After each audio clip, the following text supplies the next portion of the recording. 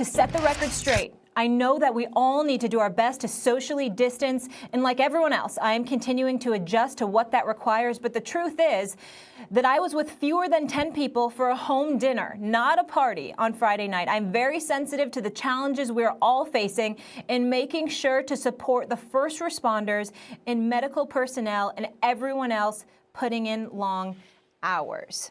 Stephen A., does Dak's statement make you change your mind? Somewhat, only from the standpoint that we got at him because whether it was 30 or 10, it appeared to be a party, and people were fraternizing and socializing with each other without engaging in social distancing. The reality of the situation is that we reacted to the reports, and based on what he's saying, if it's erroneous, then we owe him some level of modification. Not totally, because in the end, there were people in his home that don't live in his home, and they were having dinner together. And during the coronavirus, that's not something that has been encouraged, not by medical professionals, not by government officials, not by anybody. So I'm not trying to give a complete mea culpa here, but I do think out of sheer respect for him and his position, because he does have truth on his side, he would happen to know how many people were there and what have you. If it wasn't a party, and indeed it was a dinner, if it was less than 30 people and it was less than 10 people, then that's contrary to the things that were being reported. That's what we reacted to. And if that's what we reacted to, we owe him, to some degree, some semblance of modification in terms of recognizing the fact that he may have been with just a few people. Now, obviously, one would surmise Ezekiel Elliott doesn't live with him. He has his own crib, along with the other people that were in attendance, at least some of them. So he's not completely off the hook here. But in the end, if it's less than 30, if it's less than 10, and it was a dinner as opposed to a party and what have you, then that does paint a different picture than what was initially disseminated to the masses. And as a result of that, I would modify my position somewhat. I wouldn't go at him as hard. I still don't think it was great, but nevertheless, I wouldn't go at him as hard as I did yesterday. It changes nothing for me because I went on the assumption that it was 10 or fewer people, that it was a legal gathering, that there were no restrictions set in place or guidance set in place to tell him not to do that. And still I was very critical, so nothing changes here. I do like the fact that he said, look, I'm still adjusting to this. That's true. It takes a period of adjustment. Here in New York, where it hit really hard and earlier, people got used to, earlier in the process, social distancing and what that means. So I accept that. I like that he said that. It explains some things. But my criticism originally is based on this. Why do you have people at your house who don't need to be there? I don't care, frankly, Stephen A., if it's a gathering of 15 people, if they all live in the same house, if you live there, if you have a large family and you all live under the same roof, what are you supposed to do? I get that. But no matter how you view the people at that gathering, teammates that you think of like brothers, extended family, cousins, whoever it is, if they don't live where you live, by the way, this goes for your mom and dad.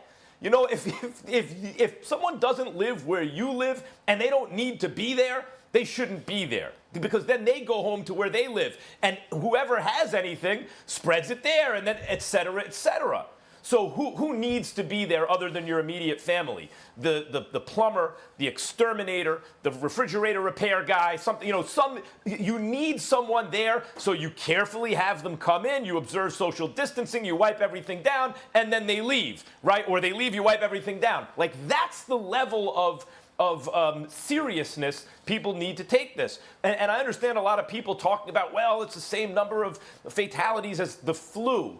Yes, because we've changed the entire world. With social distancing, we've kept this to where people are passing away from it at roughly the same numbers as a flu, because we've changed the world to do that, and the worst may still yet to come. So this needs to be taken very seriously, and what I saw from Dak at the time was a lack of seriousness. Now, he says he's still getting used to it. That indicates a kind of learning curve. Okay, that's great that he had that response to it, but the initial criticism of having people over for a dinner party remains the same from me.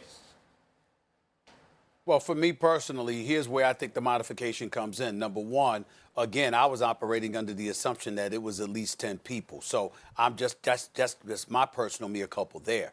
But the other part about it is that the reason why I didn't completely let him off the hook, Mac, is because you had people there that clearly didn't mind displaying how they were socially gathering with one another. Because TMZ nor anybody else would have known anything about it had people not been inside his house literally filming the buffet along with the fact that they were there having a good old time.